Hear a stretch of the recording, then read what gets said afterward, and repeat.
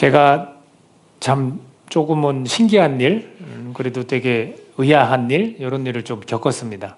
그게 무슨 일이냐면, 여러분들 친구, 고등학교 때나 중학교 때 친구한테 정말 오래간만에 연락이 온다면 좀 반가울 것 같아요? 놀랄 것 같아요? 저는 그 일을 2명이나 겪었어요. 서로 아는 사람은 아니고요.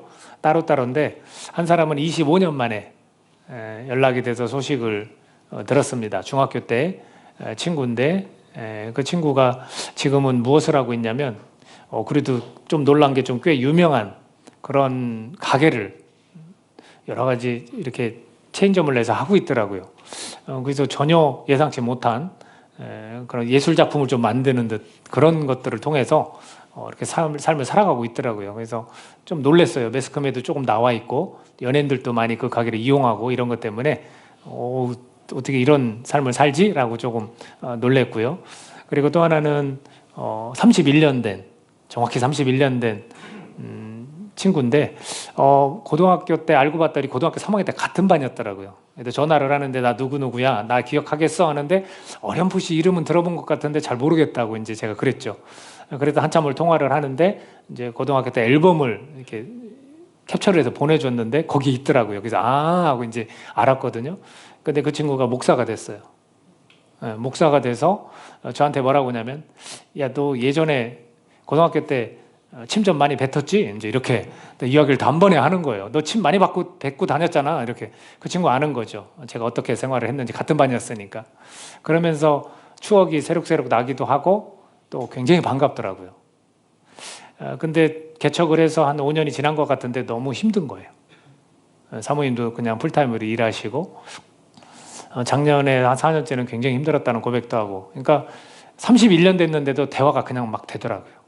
위로도 되고 격려도 되고. 그러더니 이번 주 중에, 지난주에 바로 내려왔어요. 경기도에 있는데 바로 내려와서 교회에 와서 같이 얼굴 보고 대화하고, 또 아이 또 이제 끝나는 시간 맞춰서 가야 돼서 좀 결혼을 좀 늦게 하고 아이를 좀 늦게 해놔가지고 부랴부랴 또 갔는데 좀 아쉽더라고요. 이 두 친구한테 그런 연락을 왔을 때 여러분들 이 하루하루의 이 시간을 보내는 게 저는 굉장히 중요하다고 여겨지고요. 여러분의 10년 뒤, 20년 뒤는 어떻게 될지 사실은 몰라요. 저는 없을지도 모르죠. 한 30년 뒤, 20년 뒤는. 근데 여러분들 그 10년 뒤, 20년 뒤의 모습은 또 어떤 사람으로, 또 여러분의 친구들은 또 어떤 모습으로 살아갈까? 이거 참 알 수 없는 것 같아요. 그죠? 그리고 그 두 친구의 삶이, 하나는 부유하게 살아요. 매스컴에 많이 올라왔고 부유하게 사는 것 같아요. 근데 예수님을 몰라요. 여기는 이제 자매예요, 자매. 그리고 31년 된 목사가 된 친구는 사실은 좀 어렵게 이제 살기는 하죠. 근데 제가 왜 이 말씀을 먼저 드리냐면, 두 가지 좀, 그 내용 중에 두 가지를 좀 이야기하고 싶어서요. 하나는 미래를 우리가 알 수 없다라는 거. 그 친구가 그런 일을 할지 사실 누가 알았겠어요? 본인은 알았겠어요? 본인도 몰랐을 거예요. 저도 제가 침 받는 사람이었는데 목사가 될지 어떻게 알았겠어요? 모르는 거예요. 여러분의 미래도 마찬가지인 거예요. 그리고 또 하나는 믿는 자와 믿지 않는 자의 어떤 차이에 대해서 한번 생각해 보고 싶은 거예요. 왜냐하면 오늘 본문 중에 이 내용이 좀 들어있어요. 12절을 보면 뭐라고 되어 있냐면, 지혜의 그늘 아래에 있음은 돈의 그늘 아래에 있음과 같으나 지혜에 관한 지식이 더 유익함은 지혜가 그 지혜에 있는 자를 살리기 때문이니라. 이렇게 되어 있어요. 여기에서 우리가 눈이 이렇게 딱 가는 곳이 있죠. 시선이 뭐예요? 돈의 그늘 아래. 돈의 그늘 아래와 뭐와 같다고요? 지혜의 그늘 아래와 같다라는 거예요. 돈에 대한 중요성, 필요성, 이거는 사실은 부인할 사람이 아무도 없어요. 딱 친구 둘을 놓고 볼 때 같은 다 나이거든요. 하나는 부유하게 살고 자기가 하고 싶은 거 하고 있고, 하나는 사명에 이끌려서 어렵게 살지만 그렇게 지내는 이 모습들을 볼 때 여러분 누가 나아 보여요? 개인적으로 나는 믿음 생활하면서 부유하게 살겠다, 이런 사람이 사실은 대부분일 것 같아요. 그죠? 근데 이 성경은 그것을 뭐라고 얘기해 주고 있냐면, 지혜에 관한 지식이 더 유익하다라는 거예요. 이유가 뭐예요? 사람을 살리기 때문에. 여러분, 내가 아무리 부유하게 살아도, 하고 싶은 일을 하고 살아도 사람을 살릴 수 있을까요? 어려운 거예요. 근데 여기서 말하는 지혜의 지식은 뭐냐면 하나님 말씀이거든요. 하나님 말씀 안에서 살아가는 자는 삶이 조금 어려워도 사람을 살릴 수 있다라는 거 아니겠습니까? 이것이 얼마나 중요한지 모릅니다. 그리고 또 하나가 14절인데 14절 한번 같이 읽어볼까요? 자, 시작. 형통한 날에는 기뻐하고 공고한 날에는 되돌아보아라. 이 두 가지를 하나님이 병행해 가사 사람이 그의 장래 일을 능히 헤아려 알지 못하게 하셨느니라. 하나님은 우리의 장래 일을 알게 하셨습니까? 모르게 하셨다는 거예요. 근데 하나님의 방법이 뭐예요? 형통과 공고함을 같이 겪게 하는 거예요. 우리 삶을. 우리 친구도 아마 목사가 된 친구도 형통할 때도 직장 생활하면서 믿음 생활할 때 형통했을 수도 있습니다. 그러나 공고한 날도 있었을 거예요. 뭔가를 깨달았으니까 주님께 붙들려서 그 일을 감당하고 있는 거겠죠. 여러분들도 이 부분에 대해서 잘 고민하셔야 돼요. 나는 도대체 하나님이 뭘 원하실까라는 거. 그래서 저는 이 첫 번째로 보고 싶은 게 뭐냐면 인생은요, 형통과 권고가 같이 간다라는 거예요. 근데 대부분의 이 욕심쟁이들은 형통만 하기를 바라죠. 저희들도 마찬가지겠죠. 어쩌면 형통하기를 굉장히 바라죠. 그러나 그 형통 가운데 공고함도 있다라는 거예요. 이거는 일반이에요. 전도대에서 말하는 일반이라는 것은 크리스천과 넌 크리스천 다 모두 포함하는 거예요. 그래서 삶을 가만히 들여다보면 저 사람이 참 고난의 터널을 잘 지나갔구나 이런 경우도 있고, 저 사람이 탄탄대로 정말 잘 나간 것 같지만 힘든 때도 있었던 거예요. 항상 보면 그래요. 공인들도 보면, 선수들도 보면, 운동선수들도 보면 다 그래요. 그렇죠? 어려울 때가 있었어요. 그런 것들을 우리 인생에서 주어진다라는 거, 이것을 이 두 가지를 병행하시는 하나님이라는 거. 우리에게 그런 일이 닥쳤다. 형통할 때는 어떻게 돼요? 기뻐하는 거예요. 근데 이 공동체에서 형통한 사람이 있으면 우리 어떻게 해요? 함께 기뻐해야 돼요. 부러워하고 시기하는 게 아니라 함께 기뻐하는 거예요. 그리고 권고할 때는 어떻게 했냐면 되돌아봐야 돼요. 여러분에게 지금 힘든 일이 있으세요 혹시? 그럼 뭐 하라고요? 되돌아봐야 돼요. 우리는 원망부터 해요. 왜 나 이렇게 힘듭니까? 하나님 믿으면 잘 된다면서요. 우리 이런 얘기부터 하지. 인생은 때로는 믿건 믿지 않건 힘들고 어려운 일도 겪게 되는데 그때 우리가 되돌아봐야 되는 거예요. 왜 이런 일이 나에게 닥쳤을까? 하나님 어떤 뜻이 담겨 있습니까? 내가 이 어려운 시기를 어떻게 보내야 됩니까? 좀 이렇게 좀 건강한 질문들을 하면서 하나님 앞에 더 묻고 기도해야 되는 거죠.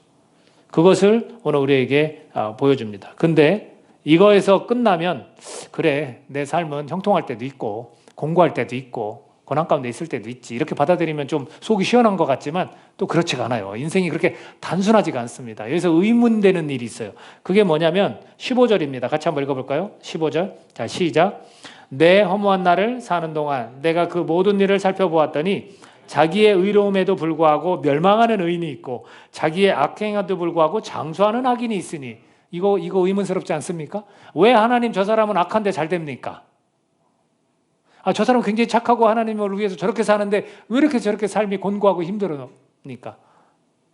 근데 여기에서 표현을 뭐라고 했냐면 멸망하기도 한대요. 끝까지 잘 안 된대요. 이거 의문스럽지 않습니까? 우리는 이런 질문들을 할 수 있어요. 그러나 성경에서는 거기에 대한 답을 또 우리에게 주고 있다라는 이야기입니다. 의인이 불행할 때 이걸 어떻게 해석할까? 악인이 행복할 때 이걸 어떻게 해석할까? 삶의 문제를 우리가 어떻게 해석해야 됩니까? 여러분, 이런 일 때문에 우리는 그렇게 기도할지도 몰라요. 평범성, 일반적, 그런 평범성으로 일반적이면 좋겠다. 그냥 일반적이게 저 살게 해주세요. 그냥 평범하게 살게 해주세요. 이게 우리의 바람일 수도 있습니다. 그러나 알 수 없는 상황이기 때문에 우리에게 닥친 그 일들을 우리가 알 수 없기 때문에 장래일을 알 수 없기 때문에 참 어려운 거예요. 우리가 그렇게 소원을 하고 우리가 바라도 그렇게 되지 않을 수 있다는 거. 돌발 상황이 생길 수도 있는 거죠. 이런 것 때문에 좀 힘듭니다. 근데 이것에 대해서 주님께서 주신 답이 16, 17절에도 좀 힌트를 주시고 계십니다. 16, 17절 같이 한번 읽어볼까요? 자, 시작. 지나치게 의인이 되지도 말며 지나치게 지혜자도 되지 말라. 어찌하여 스스로 패망하게 하겠느냐. 지나치게 악인이 되지도 말며 지나치게 우매한 자도 되지 말라. 어찌하여 기한 전에 죽으려고 하느냐. 이렇게 되어 있습니다. 그러면 우리가 주의할 게 뭐예요? 지나침의 문제예요. 지나친 거예요. 하나님을 향한 열정도 지나치면 위험해요. 왜? 교만해지거든요. 내가 하나님을 위해서 모든 걸 다 바치겠습니다. 막 전적으로 가면 내 몸을 혹사시키거든요. 그거는 주님께서 원하시는 뜻이 아니에요. 이런 지나친다는 거. 이거 문제예요. 그래서 지나침의 그 문제를 설명하고 있습니다. 이거를 설명하기 위해서 제가 한 가지 좀 예를 들고 싶은데, 우리가 신앙인으로서 살면서 이 두 가지를 좀 기억할 필요가 있는 게, 하나는 뭐냐면 그럴 수도 있다. 그리고 그래서는 안 된다. 자, 이게 갈등의 문제로 이게 우리한테 다가옵니다. 그래도 된다. 대부분의 일에 있어서 여러분 그래도 된다라고 말하는 것, 그러면 안 돼, 그러면 안 된다라고 하는 것, 어느 것에 더 비중을 둬야 할까요? 그래도 된다에 사실은 비중이 더 있어요.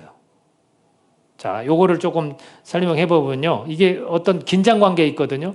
그러니까 어떤 일을 잘못하면 그래도 되는 것으로 여기는 자들이 있습니다. 그래도 돼. 이게 무조건적인 거죠. 그냥 그래도 돼. 그럴 수 있지. 근데 그게 뭐로 이어지냐면 죄로 이어집니다. 그러면 그래도 된다라는 것이 왜 더 비중을 차지하냐면, 여러분, 사람이 무지한 상태가 있어요. 하나님을 모르는 거, 죄를 짓건 안 됐건 나의 도덕적인 기준, 윤리적인 기준에 의해서, 내 양심에 의해서 그냥 판단하는 거예요. 그런 경우에는 죄를 지었을 경우 그럴 수도 있습니다.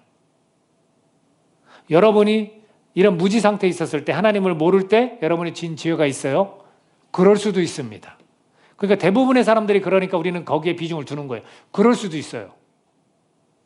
근데 믿음 안에서 그러면 안 된다. 예를 들어서 믿지 않는데, 아직 예수님을 모르는데 그러면 안 된다 라고 말하면, 이 사람들은 어떤 선입견이 생기냐면, 내가 착하고 내가 좋은 사람이 돼야 예수님을 믿을 수 있는 거구나, 이렇게 생각하게 돼요. 이게 그 사람들한테는 이게 별 필요가 없어요. 그러면 안 돼라는 게 유용하지가 않습니다. 근데 누구한테 유용하냐면 믿음 안에서 그러면 안 된다라는 것이 유용한 겁니다. 그러니까 믿음 안에서는 우리가 뭐라고 얘기하냐면, 너 그렇게 하면 안 돼 라고 말할 수 있어야 되는데, 믿음 안에서 뭐라고 자꾸 얘기하냐면, 그럴 수도 있지, 그래도 돼. 그러니까 자꾸 믿는 사람들이 엉터리로 살아가고 죄를 자꾸 짓는 거예요. 그 너그러움을 자꾸 주는 거예요. 근데 그러면 안 된다가 바로 믿음 안에서만 되는 거예요. 그런데 이것 또한 지나친 안 됨은 안 되는 거예요. 지나치게 계속 이것도 안 된다, 저것도 안 된다, 믿음 안에 있지만 다 안 된다는 거예요. 이거는 안 됩니다. 왜냐하면 이것은 율법이 아닌 율법적으로 사람을 이끕니다. 율법과 율법적으로가 뭐가 다르냐면, 율법은요, 죄를 깨닫게 하고, 율법은요, 예수 그리스도를 가리키기 때문에 율법의 완성을 예수 그리스도가 했어요. 근데 율법적으로는 뭐냐면 자꾸 우리를 다시금 돌아가게 만드는 거예요. 율법이 완성됐거든요. 근데 자꾸 그 과거 거로 돌아가게 만드는 거예요. 율법적으로 이끄는 거예요. 어떻게 하면 지나치게 계속 다 안 된다는 거예요. 다 안 된다. 되는 게 있고 안 되는 게 있는 거죠. 되는 게 있는 건 뭐예요? 용납과 자유를 주셨습니다. 그래서 그래도 되는 부분이 분명히 있지만, 그러면 안 돼라는 부분도 있다는 거예요. 그러면 안 돼라는 부분은 누구한테? 믿음 안에서. 좀 이해가 되세요? 이것들을 가지고 이 지나침의 문제를 우리가 해결해야 돼요. 신앙 안에서도 너무 지나치게 그걸 안 돼 하면 율법적으로 자꾸 이끈다니까요. 용납과 자유가 분명히 있습니다. 그래, 네가 실수했구나. 그러면 네 이 공고함이 너 자신을 돌아보게 하는 기회로 하나님이 삼으신지 어떻게 알아? 라고 이끌어줘야 되는 거죠. 근데 우리는 사람 관계가 상처가 된다 뭐다 해서 자꾸 그래도 돼, 그럴 수도 있지. 그러면 그 사람은 다음에는 그 여지를 더 주는 거예요. 잘못할 수 있는 길을 그 사람의 상대가 열어주는 거예요. 이거를 우리가 조심해야 되고, 이 긴장 관계가 우리에게 항상 있다라는 거, 그거를 기억하면 좋습니다. 그러니까 인생은 그런 거예요. 형통과 권고가 바로 이런 믿음 안에서도 이거를 풀어가야 돼요. 공고한 때를 줬으면 되돌아봐야죠. 너 잘못한 건 없는지. 믿음 안에 있는 사람한테는 그래야 되는 거고요. 그러나 믿음이 없는 사람한테는 공고한 때가 있으면 그 사람을 위로해주고, 괜찮아, 그럴 수도 있지 라고 말할 수 있어야 되는 건데, 이거를 혼돈하는 거예요, 자꾸. 그러니까 우리가 분별을 못하는 거죠. 믿는 사람이나 믿지 않는 사람 다 똑같이 대하는 거야. 성경에 그렇게 가르친 적이 없어요. 믿음 안에 있는 사람한테 대하는 것과 믿음이 없는 사람한테 대하는 게 달라요. 그게 이중적인 게 아니에요. 그게 가르침이에요, 가르침. 그래서 우리가 인생을 해석할 때 이거를 좀 이런 식으로 좀 바라보면 좋겠다라는 것을 말씀을 통해서 오늘 우리에게 보여주는 겁니다. 또 한번 생각해 볼 것은 뭐냐면, 아까 말했지만 지나침의 문제를 단번에 해결해 주시는 게 있어요. 이건 믿는 사람한테 해당되는 겁니다. 18절입니다. 같이 한번 읽어보겠습니다. 18절. 자, 시작. 너는 이것도 잡으며 저것에서도 내 손을 놓지 아니하는 것이 좋으니 하나님을 경외하는 자는 이 모든 일에서 벗어날 것임이니라. 보십시오. 이 문제가 해결된다니까요. 뭘로? 하나님을 경외하면 이 모든 것에 벗어날 수 있어요. 형통과 공고에 대한 삶의 문제를 가볍게 우리 넘길 수 있다고요. 우리가 왜 그렇게 심각하게 고민하고 왜 긴장관계에 빠지냐면 하나님을 경외하지 않기 때문에 그래요. 믿는 자들이 하나님을 경외하지 않기 때문에 이런 일에 있어서 헷갈리는 거예요. 자꾸. 왜 형통해야만 합니까? 왜 곤고해야만 합니까? 다 해결될 수 있다는 거예요. 인생 자체가 그것이 왔다 갔다 병행하게 하셨고 장래를 모르게 하기 위해서 하나님의 계획이고 하나님의 일하심이니까 하나님을 경외하면 그것들이 해석이 되어지는 거예요. 그것이 수용이 되어지고 받아들여지는 거예요. 그래서 그 답을 주십니다. 전도서를 통해서 우리에게 주시는 답이 뭐냐면 그런 것에서 벗어날 수 있는 길이 하나님을 경외하며 벗어날 수 있다라는 거예요. 전도서 8장 12, 13절 한번 볼까요? 바로 옆장인데 12, 13절 같이 읽어보겠습니다. 자, 시작. 죄인은 100번이나 악을 행하고도 장수하거니와 또한 내가 아노니 하나님을 경외하여 그를 경외하는 자들은 잘 될 것이요 악인은 잘 되지 못하며 장수하지 못하고 그날이 그림자와 같으리니 이는 하나님을 경외하지 아니함이니라. 다시 한번 분명하게 못을 박잖아요. 뭐라고 이야기합니까? 죄인은 100번이나 악을 행하도 장수한대요. 그런 일이 있을 수 있다라니까요. 그런데 뭐라고 이야기합니까? 내가 아노니 하나님을 경외하여 그를 경외하는 자들은 잘 될 거라는 거예요. 형통한다는 의미가 바로 여기에 있는 거예요. 인생의 전반적으로 일어나는 일들을 우리가 알고 내가 하나님을 경외했더니 이걸 깨닫고 경외했더니 형통케 하신다는 거예요. 잘 되게 한다는 거예요. 악인은 잘 되지 못하며 장수하지 못하고 그날이 그림자와 같으리니 이는 하나님을 경외하지 아니함이니라. 결과는 뻔하다는 거예요. 우리가 그것을 의문을 가질 필요가 없어요. 결과는 뻔하기 때문에 하나님이 심판하시고 하나님께 다 알고 계시기 때문에 악인들이 잘 되는 거에 대해서 너무 관심 가질 필요가 없죠. 그럴 수도 있는 거예요. 그럴 수도 있다라는 거. 그걸 받아들이셔야 됩니다. 그래서 오늘 우리가 해결해야 될 문제는 뭐냐면 하나님을 경외하는 자가 되어야 그런 곳에서 벗어날 수 있다라는 겁니다. 전도자는 이걸 깨달은 거예요. 전도자는. 근데 전도자뿐만이 아니에요. 시편 기자도 이것을 깨달은 부분이 있습니다. 시편 33편 한번 볼까요? 시편 33편 18절에서 20절 우리 한 목소리로 우리 화면을 보고 같이 읽겠습니다. 자, 시작. 여호와는 그를 경외하는 자 곧 그의 인자하심을 바라는 자를 살피사 그들의 영혼을 사망에서 건지시며 그들이 굶주릴 때에 그들을 살리시는도다. 우리 영혼이 여호와를 바라며 그는 우리의 도움과 방패시로다. 아멘. 하나님을 경외하는 자는 그의 인자하심을 바라보는 자, 바라는 자를 주님께서 어떻게 하신다고요? 살펴보시는 거예요. 믿지 않는 자들과 모든 사람들을 살펴보신다고 했거든요. 그러나 특히 왜 우리를 특별하다고 하냐면 내가 너를 살핀다라는 거예요. 특별히 살핀다는 거예요. 그래서 그 영혼을 사망에서 건지시고 굶주릴 때 어떻게 해요? 그들을 살리시는 거예요.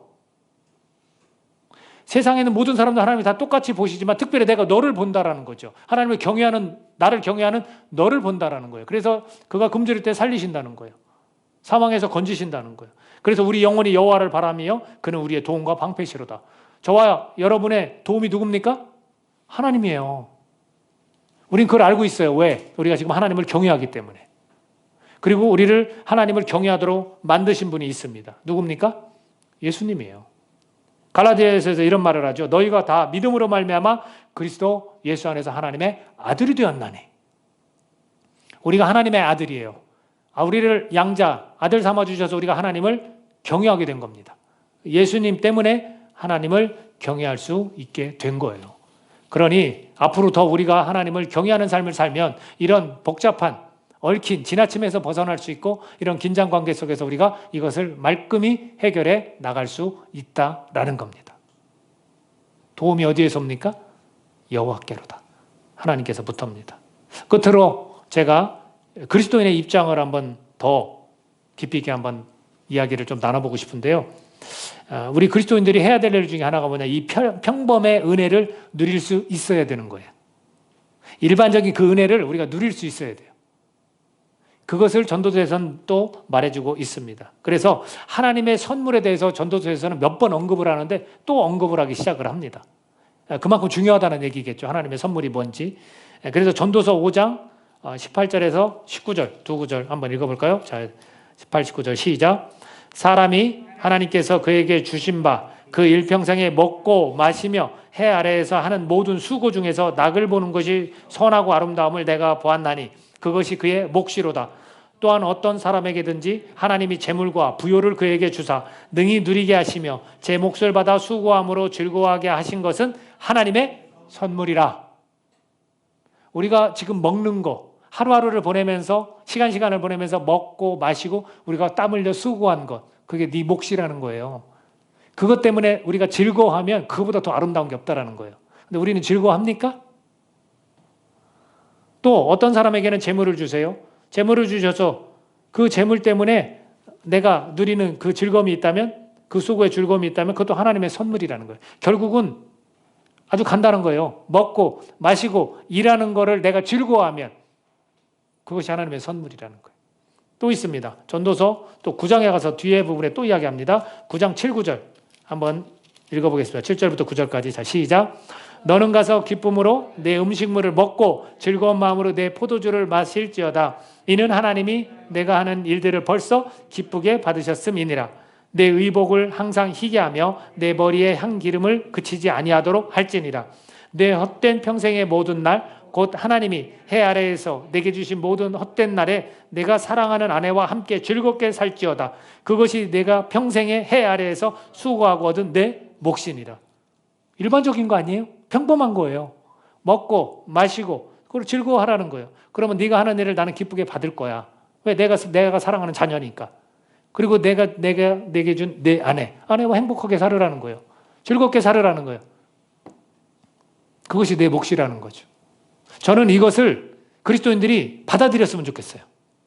이 평범한 삶을 여러분 받아들이세요. 특이하게 살려고 하지 말고 독특하게 살려고 하지 마세요. 이 평범한 거예요, 아주. 이 평범한 것들을 그냥 받아들이시면 돼요. 그리고 그것이 나에게 주신 하나님의 선물이다라는 거죠. 근데 대부분의 그리스도인들은 제가 볼 때는 만족하는 분도 많지만 만족이 안 돼요. 이거 하나님의 선물이라고 생각 안 해. 왜? 다 똑같이 이렇게 사니까. 좀 특이하고 싶거든요.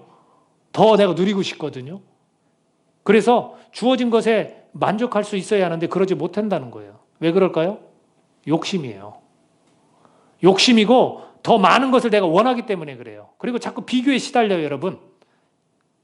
비교하는 거예요.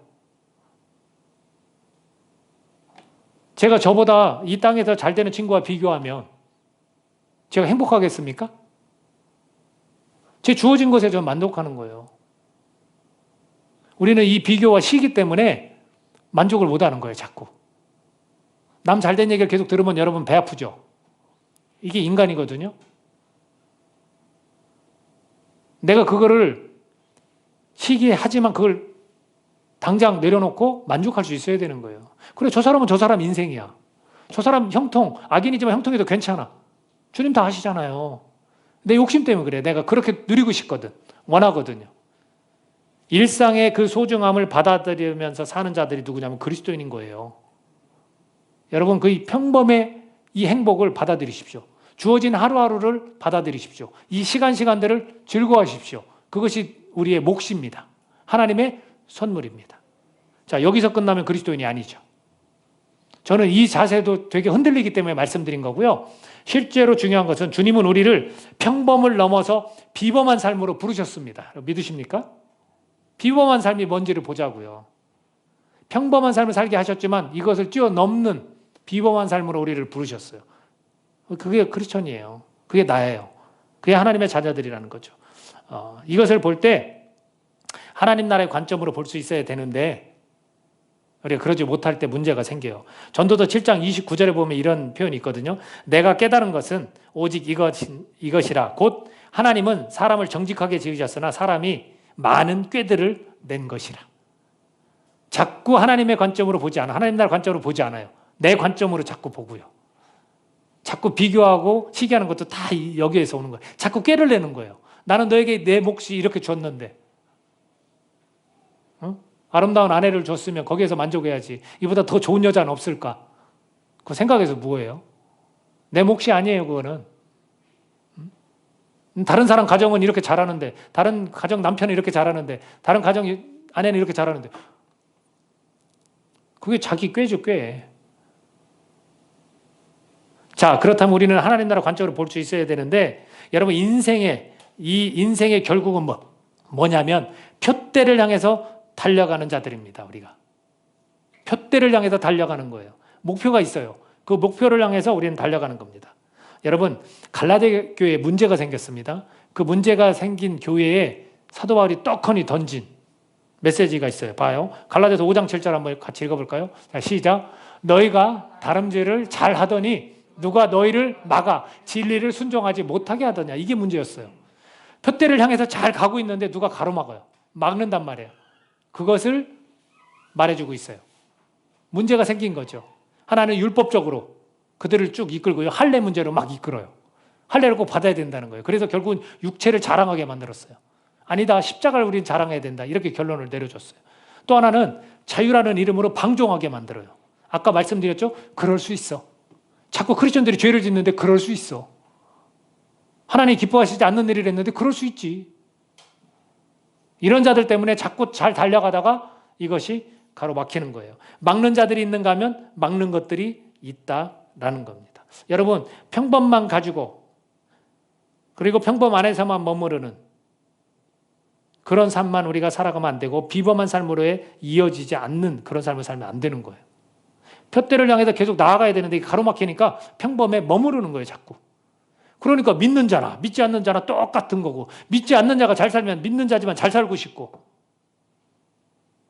자꾸 그런 거예요. 우리는 평범에만 머무르려 하는, 거기서 축복만 누리려고 하는 그런 게 아닙니다. 우리는 표대를 향해서 나아가야 합니다. 빌립보 교회도 마찬가지예요. 빌립보서 3장 14절에 이렇게 되어 있습니다. 표대를 향하여 그리스도 예수 안에서 하나님이 위에서 부르신 부름의 상을 위하여 달려가노라. 우리는 분명한 목적 있는 사람들이에요. 우리의 삶은 목적이 이끄는 삶이거든요. 그래서 그것을 향해서, 의의 면류관을 향해서, 생명의 면류관을 향해서 우리는 달려가는 사람들입니다. 그러니까 그리스도인은 분명한 목적을 지녔습니다. 그래서 비범한 거예요. 그래서 이 땅에 연연하지 않고 나아갈 수 있는 거예요. 그것을 오늘 우리가 기억할 수 있기를 바랍니다. 이것이 하나님 나라 관점을 가지고 우리가 바라봐야 될 그리스도인들의 비범한 삶입니다. 이 땅이 전부가 아니니까요. 여러분, 오늘이란 이 시간은요, 여러분 선물이에요. 형통할 때도 선물이고요, 곤고할 때도 선물입니다. 날마다 하나님을 경외하면서 오늘을 기뻐하고 감사하고 즐거워하는 자가 되어야 할 줄로 믿습니다. 시간은 다 똑같이 주어지는데 누구는 기뻐하고 누구는 근심하고 염려하고 자꾸. 왜 우리가 일반 사람들과 똑같이 우리가 비범한 삶으로 우리를 부르셨는데 왜 그 평범 안에 머물면서 우리 그렇게 살려는 거냐는 거죠. 전도서는 그걸 깨우쳐 주는 거예요. 그러지 마라. 이 세상 다 똑같더라. 인생은 다 형통과 곤고가 같이 가더라. 하나님 병행하게 하시더라. 근데 거기서 머무르면 안 된다는 거죠. 하나님을 경외할 때 이 모든 것들이 해결되어지고, 너네는 평범한 삶을 뛰어넘는 비범한 삶을, 분명한 목적을 가지고 표대를 향해서 달려가는 자로 내가 너를 불렀다 라는 거죠. 그러니까 주어진 오늘의 시간을 하나님의 선물로 알고 우리는 즐겁게 기쁘게 지내야 하는 겁니다. 표대를 향해 달려가는 뚜렷한 목적을 가진 사람들이 그리스도인입니다. 타이머가 없어요? 우리가 영원한 삶을 위해서 소망과 기대를 가지고 살아가는 그런 사실 비범한 사람들이고, 부름의 그 상을 얻기 위해서 달려가는 사람들이다라는 겁니다. 끝으로 이런 말씀을 드리고 싶네요. 한 해를 보내면서 여러분 1년을 어떻게 보내셨는지 모르겠습니다. 근데 갈라디아 교회한테 이런 따끔한 충고를 했어요. 너네 성령으로 시작했다가 왜 육체로 마치려고 하느냐. 왜 그 현혹하는 자들, 거짓 교사들의 가르침을 자꾸 받느냐는 거예요. 왜 율법적으로 자꾸 가고 왜 방종하면서 살아가느냐는 거예요. 그게 다 육체거든요. 육체. 성령으로 시작했다가 왜 육체로 마치냐는 거예요. 여러분 2022년도가 여러분 성령으로 시작해서 성령으로 마쳤습니까? 저는 2023년도를 여러분들이 기대하고 소망하면서 성령으로 시작한 자가 계속해서 성령으로 살아갈 수 있는 소망을 가지시기 바랍니다. 자꾸 우리를 가로막는 것들이 있어요. 잘 달려가다가 순종하지 못하도록, 진리에 순종하지 못하도록 가로막는 자들도 있고 가로막는 것들도 있습니다. 오늘 저는 전도사가 이 부분을 어느 정도 해결해 줬다고 저는 믿습니다. 저와 여러분에게도 마찬가지죠. 일반 사람들과 모든 섞여 사는 삶 속에서 어느 정도 하나님께서 우리 각자에게 지금 해답을 주셨다고 저는 믿습니다. 여러분 성령으로 시작했으면 성령으로 마치십시오. 우리 성령의 사람들입니다. 기도하겠습니다. 오늘이란 시간 하나님의 선물입니다. 그리스도인들이 이걸 받아